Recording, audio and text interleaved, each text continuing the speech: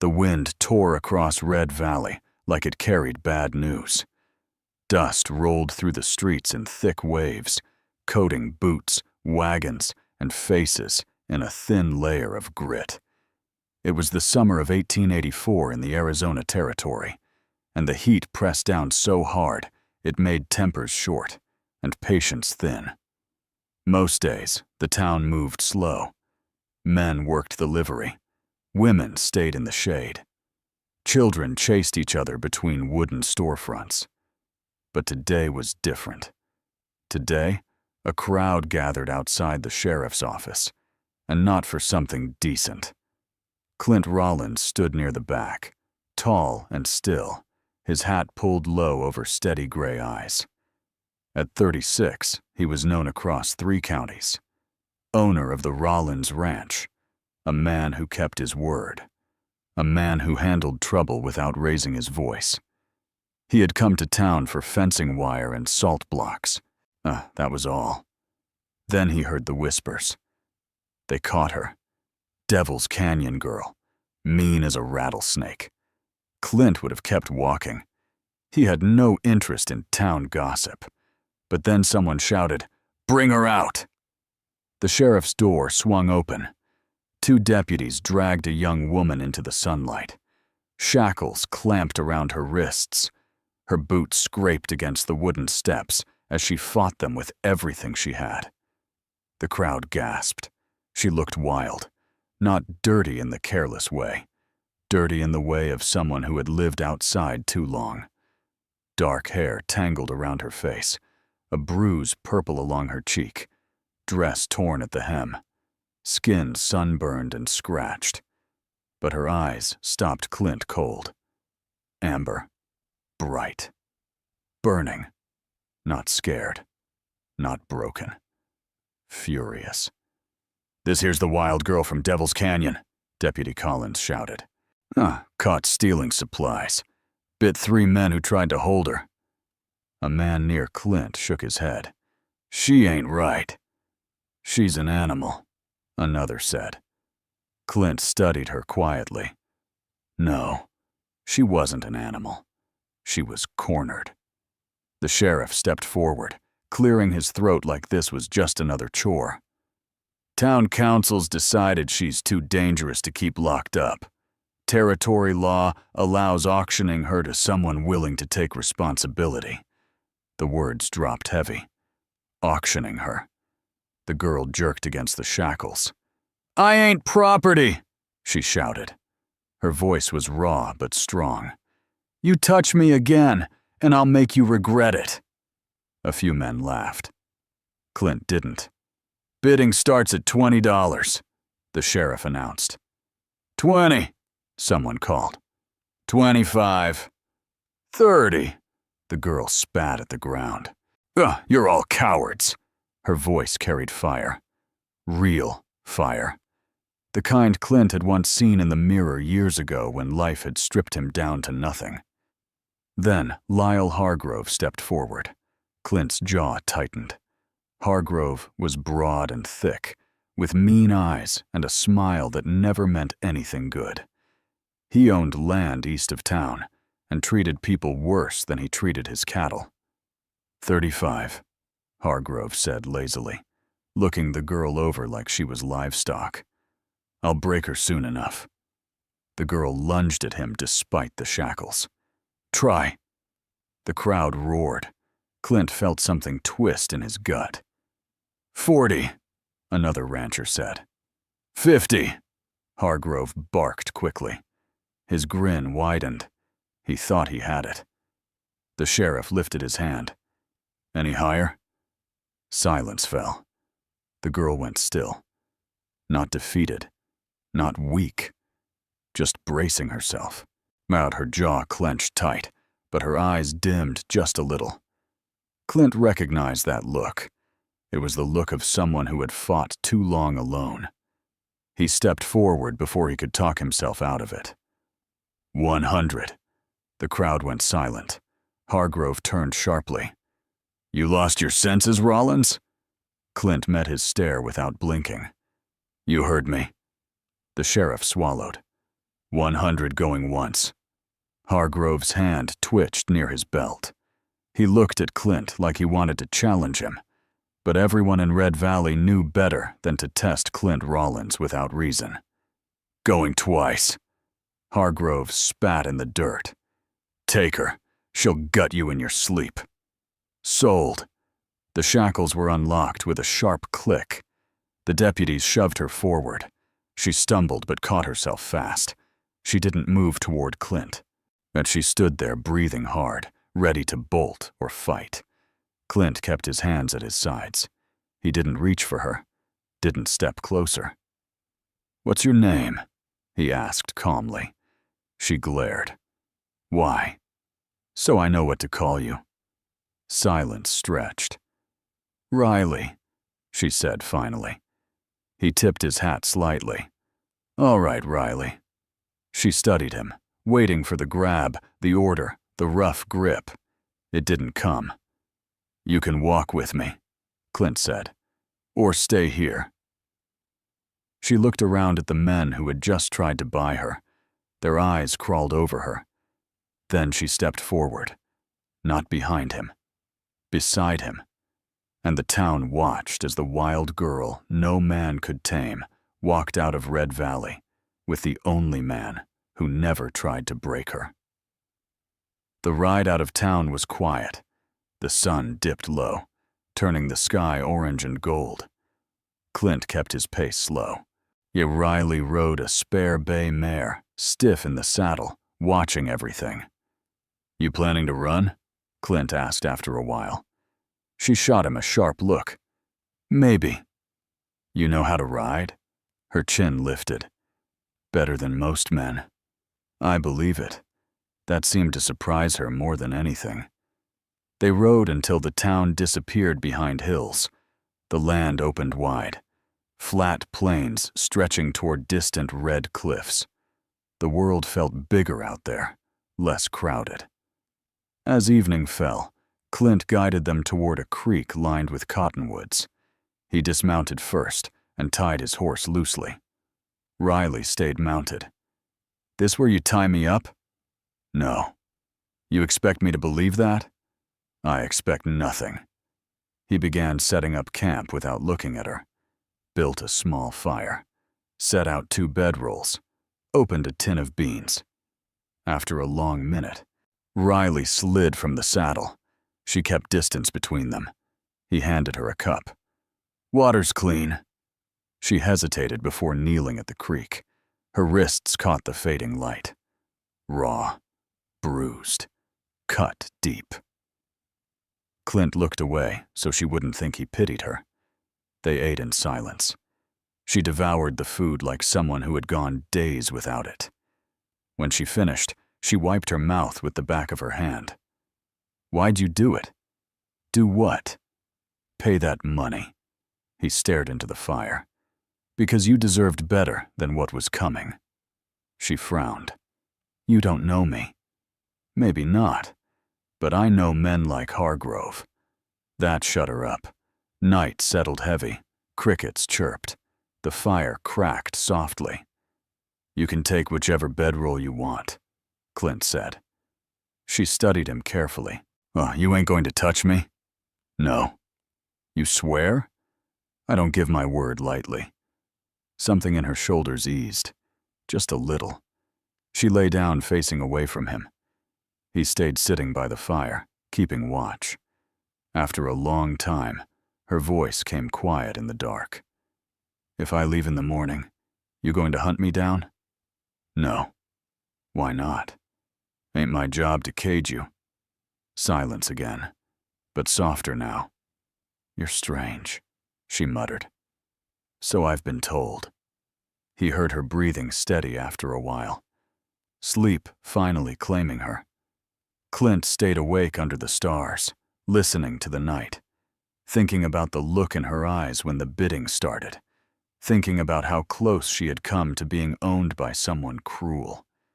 He didn't want to tame her. He just wanted her safe. Morning came bright and clear. Birds called from the trees.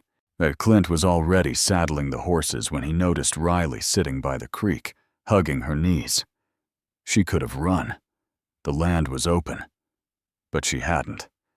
When she stood and walked toward him, her face held confusion more than anger. "I didn't leave," she said. "I noticed." "Don't read into it." "I won't." But something had shifted. They rode again as the sun climbed high. By midday, the Rollins Ranch came into view. A wide barn, a strong house, corrals full of horses, open sky stretching forever. Riley slowed her horse. "This your place?" "It is." She swallowed. The ranch looked steady. Safe. Almost too steady for someone used to running. Two ranch hands stepped out of the barn. Tom, older and sharp-eyed. Jesse, young and eager. Tom frowned at Riley. "Boss?" "She's staying," Clint said simply. Tom looked like he wanted to argue, but he knew better. Riley watched the exchange carefully. She expected insult, expected rough treatment. It didn't come.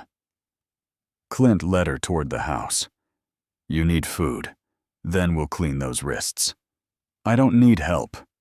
"Maybe not, but you're getting it." Inside, the kitchen smelled like coffee and bread. Riley stood awkwardly near the doorway, like she didn't belong. Clint placed a plate in front of her. "Eat." She did.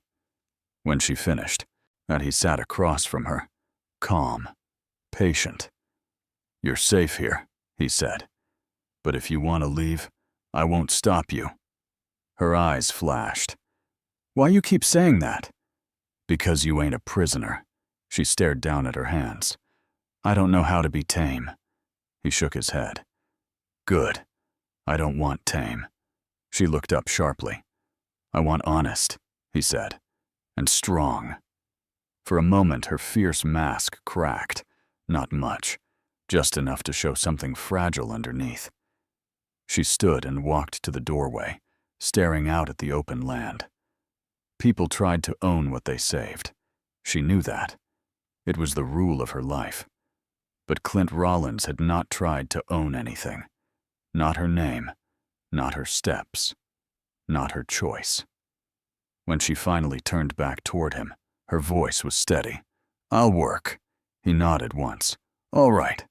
And just like that, the wild girl stepped into a life she had never known. Not caged, not broken, just given a chance. And neither of them yet understood how deeply that chance would change everything.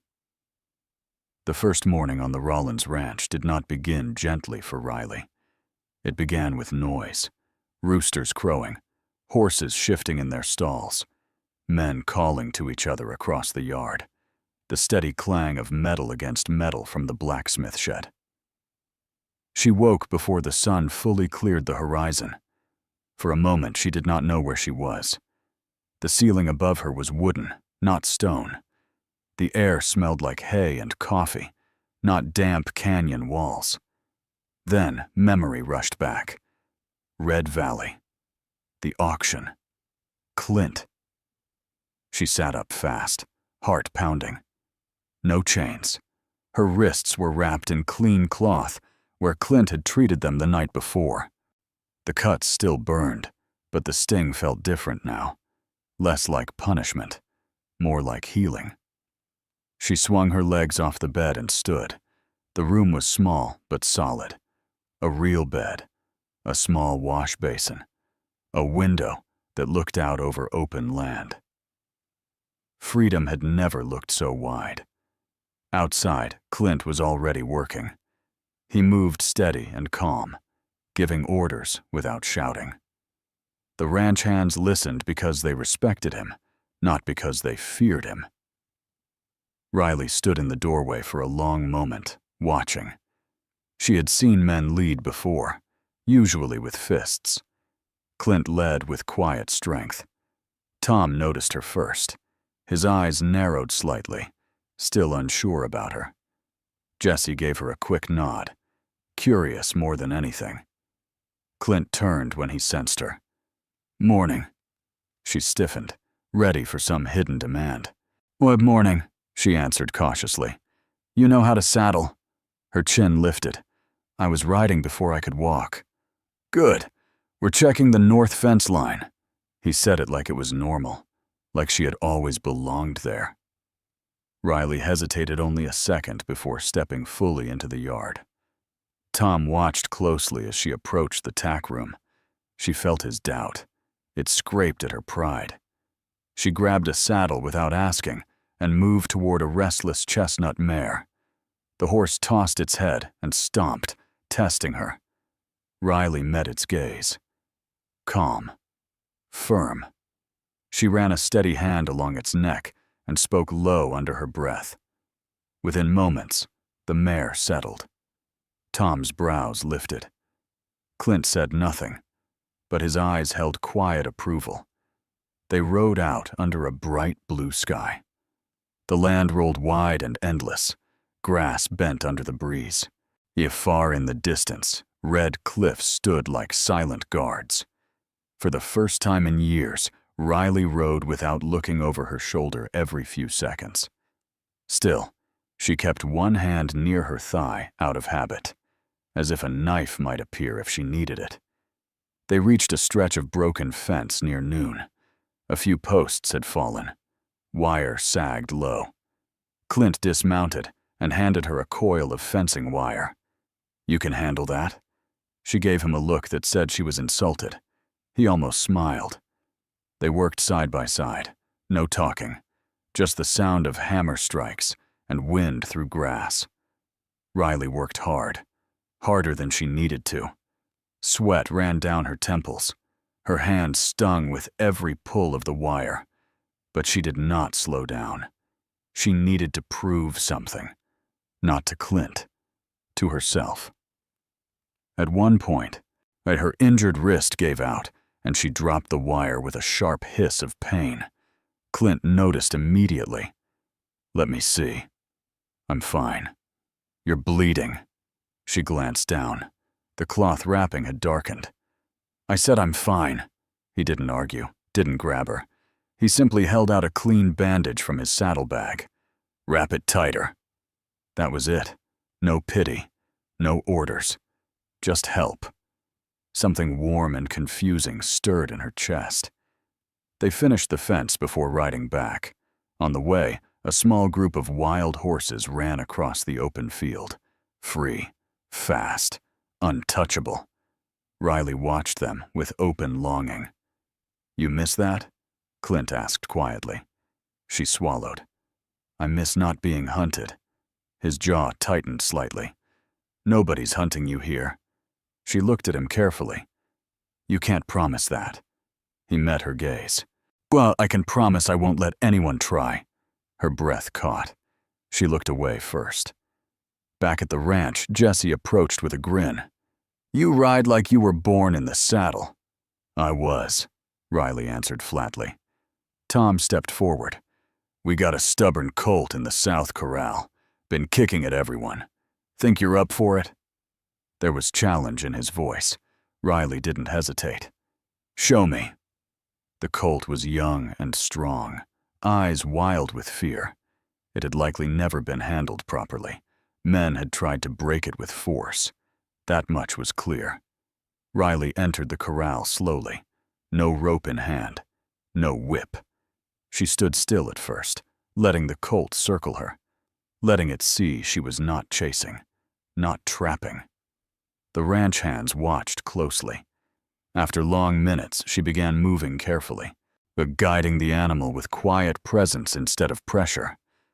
Her voice stayed low and steady. Step by step, the colt's frantic movement slowed. Its ears flicked forward instead of back. When she finally placed a hand on its neck, the yard fell silent. Tom let out a slow breath. I'll be damned. Clint's chest swelled with something close to pride. Riley stepped out of the corral, brushing dirt from her hands. You don't beat fear out of something, she said quietly. You give it space. Clint studied her. He knew she wasn't talking only about horses. That night, exhaustion hit her hard. But sleep did not come easy. The ranch was too quiet. No echoes, no distant shouts, no metal clanking against stone. Her mind filled the silence with old sounds. She woke gasping, sweat soaking her shirt. The dream felt real. Hands grabbing, chains tightening, darkness closing in. She stumbled out of the room and into the yard, desperate for air. The moon hung high above the barn. Silver light washed over the land. She pressed her palms against the fence rail and forced herself to breathe. "You all right?" Clint's voice came from the shadows. She flinched hard. "I didn't mean to startle you," he said gently. He had been sitting on the porch, unable to sleep himself. "I'm fine," she snapped automatically. He didn't believe it, but he didn't call her out. After a long silence, she spoke again, voice softer. "It don't leave." "What doesn't?" "The feeling." She swallowed. "Like I'm still there." He stepped closer, but kept space between them. "You're not." She shook her head. "You don't understand." "Maybe not exactly," he said. "But I understand losing peace." She glanced at him. He bashed him. He rarely spoke of his past. "My family died when I was younger," he continued quietly. "Fever. Took them fast. House felt empty after that. I kept hearing their voices long after they were gone." Riley stared at him, surprised. "I couldn't stop it," he said. "Time didn't fix it. Work didn't fix it." "What did?" she asked. "Letting it hurt." She frowned. "That don't make sense." "It doesn't have to." They stood under the moonlight, both carrying different ghosts. Riley wrapped her arms around herself. "If I stay," she said slowly, "I won't always be easy. I don't expect easy. I get angry. I've noticed. I don't trust quick." "You shouldn't." She studied him carefully. He wasn't mocking her. He wasn't trying to shape her into something softer. "You're not scared of me?" she asked. "No." "Why?" "Because you don't hurt without reason." That struck her deep. No one had ever said that about her. Silence settled between them again. Not heavy, not sharp, just quiet. Finally, she exhaled slowly. "I ain't running." He nodded once. "All right." But peace never stays long in the West. 2 days later, trouble rode in from the east. Dust rose on the horizon just before sunset. 3 riders, moving with purpose. Riley saw them first from the barn loft. Her stomach dropped. She knew one of those silhouettes. Lyle Hargrove. He rode straight into the yard without asking permission. His smile was the same cruel one from Red Valley. "Well now," he drawled. "Heard you bought yourself a wildcat, Rollins. Thought I'd come see if she scratched your eyes out yet." Riley went cold, every muscle locked tight. Clint stepped forward calmly. "What do you want, Hargrove?" Hargrove's gaze slid to Riley. "That girl ran off from land that borders mine. Caused trouble. Stole supplies. I figure I'm owed something." "You ain't owed anything," Clint said evenly. Hargrove dismounted slowly, boots hitting dirt with heavy intent. "Maybe I want to take her back. Finish what I started bidding on." The yard went silent. Riley's breath came fast. Her body remembered fear even if her spirit refused to bow. The Clint moved just slightly, positioning himself between Hargrove and Riley. "She's not going anywhere," Clint said. Hargrove laughed. "You think $100 makes her yours?" "No," Clint answered. "It means she chose to be here." Riley's heart slammed hard at that word. Chose. Hargrove's eyes darkened. "You planning to fight me over a feral girl?" Clint's voice stayed calm. "I don't plan to fight, but I will." The air thickened. Riley felt something shift inside her. For the first time in her life, someone was not stepping aside, not selling her off, not trading her, standing for her. Hargrove stared at Clint for a long moment. Then he looked at Riley. "You'll run eventually," he sneered. "Wild things always do." Riley straightened her spine. "Not from you." Hargrove mounted his horse with a sharp jerk. This ain't over." He and his men rode off in a cloud of dust. Silence held the yard long after they disappeared. Riley's knees felt weak, but she refused to show it. Clint turned to her. "You all right?" She looked at him. Really looked at him. "You didn't have to do that," she said. "Yes, I did." "Why?" His answer was simple. "Because you're not alone here." The words hit harder than any chain ever had, and for the first time since Devil's Canyon, Riley felt something she barely recognized. Safety. Hargrove's dust had barely settled before the ranch felt different. Not broken, not afraid, but alert. Riley moved through her chores with sharper eyes that day. Every sound carried weight. Every shadow made her glance twice. She hated that feeling. Hated that one man's presence could drag her back into old fear. Clint noticed. He did not hover. He did not smother her with questions. But he stayed near. Close enough that she would see him if she looked. That night, the wind rose strong from the east. It rattled the barn doors and sent loose boards knocking against the house. Riley lay awake, staring at the ceiling. She knew men like Hargrove. They did not let pride go easily. Just past midnight, the horses began to stir. First a few uneasy snorts, then hooves striking wood. Riley shot up in bed. Something was wrong. She rushed outside barefoot, not waiting to pull on boots. The yard was dark except for faint lantern light near the barn. Too faint. Smoke curled into the sky. "Clint!" she shouted. He was already running from the porch, rifle in hand. The south end of the barn was burning. Flames licked up the dry wood, feeding fast, while horses screamed inside. Riley did not hesitate. She sprinted toward the door. "Riley, wait!" Clint called. But she was already there, yanking the heavy door open. Heat blasted her face. Smoke filled her lungs. Two horses kicked wildly in their stalls. Fear had them trapped. She moved fast, hands steady despite the chaos. She cut one rope, then another. She slapped their flanks hard, driving them toward the open yard. Clint joined her, pulling another animal free.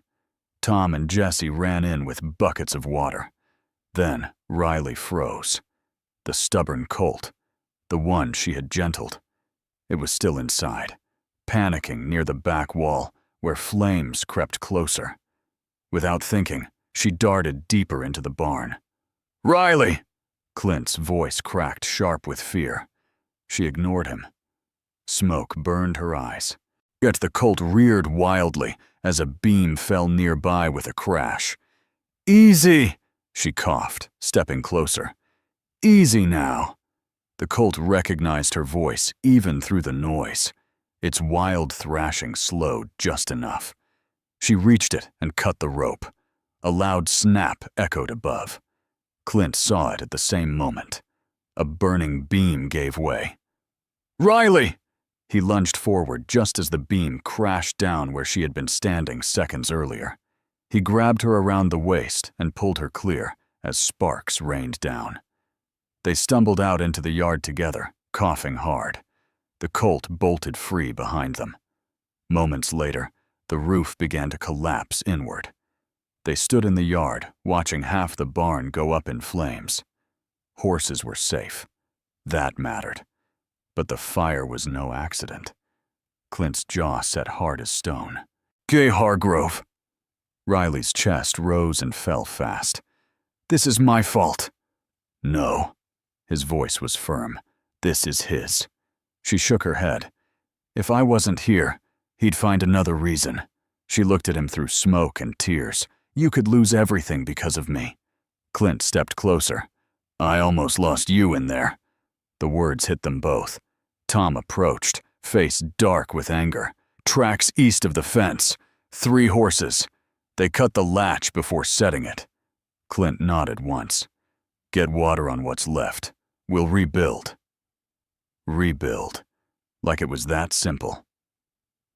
Riley stared at the burning barn, and something inside her shifted again. She was tired of running from men like Hargrove, tired of hiding. By sunrise, the fire was out. Half the barn was gone. The yard smelled like smoke and wet ash. Clint had not slept. Neither had Riley. And when the first light stretched across the plains, Riley walked toward him slowly. "He won't stop," she said.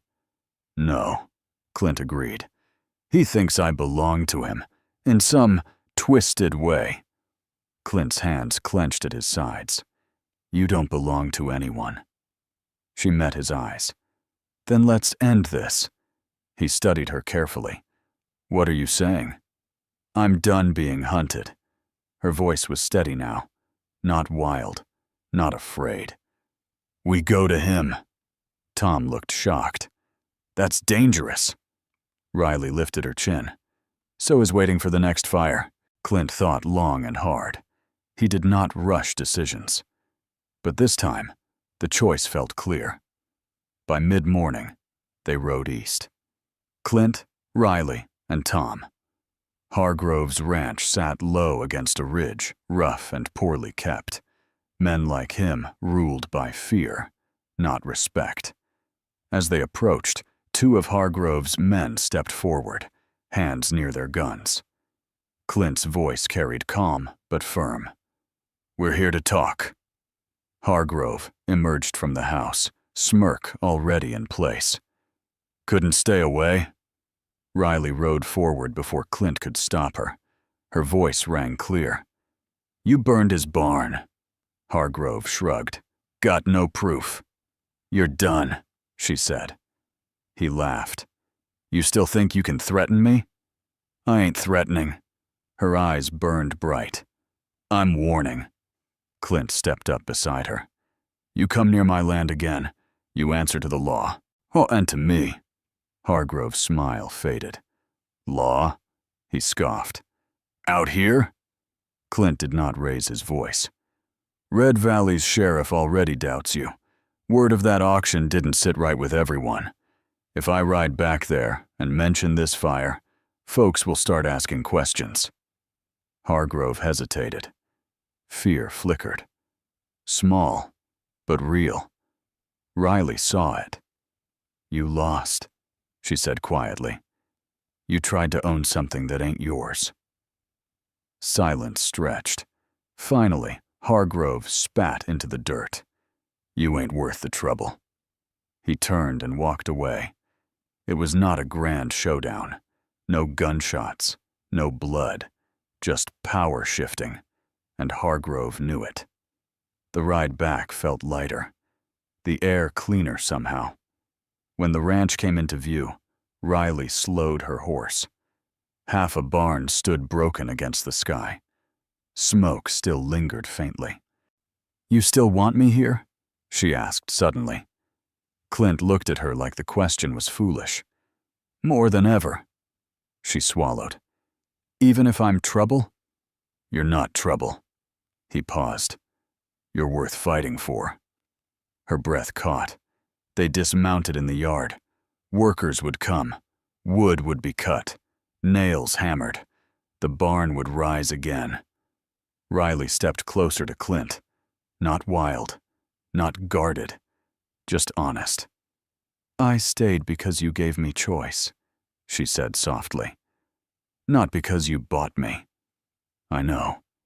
She looked up at him, eyes no longer filled with constant fight. Still fierce, but softer at the edges. "I don't need taming," she said. I don't want to tame you."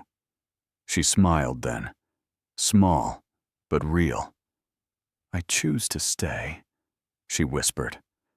The words felt bigger than any auction price. Clint reached for her hand slowly, not giving her time to pull away if she wished. She didn't. Her fingers slid into his. Strong grip. Sure. No chains, no cages, just choice. Over the next weeks, the barn was rebuilt, stronger than before. Riley worked harder than anyone. She laughed sometimes now. Rare. Bright. The ranch hands stopped doubting. They respected her. And at night, when the wind swept across the plains, Riley no longer woke gasping. She slept, not because fear vanished completely, but because she was no longer facing it alone. One evening, as the sun dipped low and painted the sky gold, Riley and Clint rode along the fence line. Wild horses ran in the distance, free and powerful. Riley watched them, then looked at Clint. "I ain't running," she said again. He smiled slightly. "I know." The wild girl no man could tame had not been broken, yet she had been believed in. And in choosing to stay, she rode straight into the heart of the only man who ever saw her, not as something to own, but as someone to love.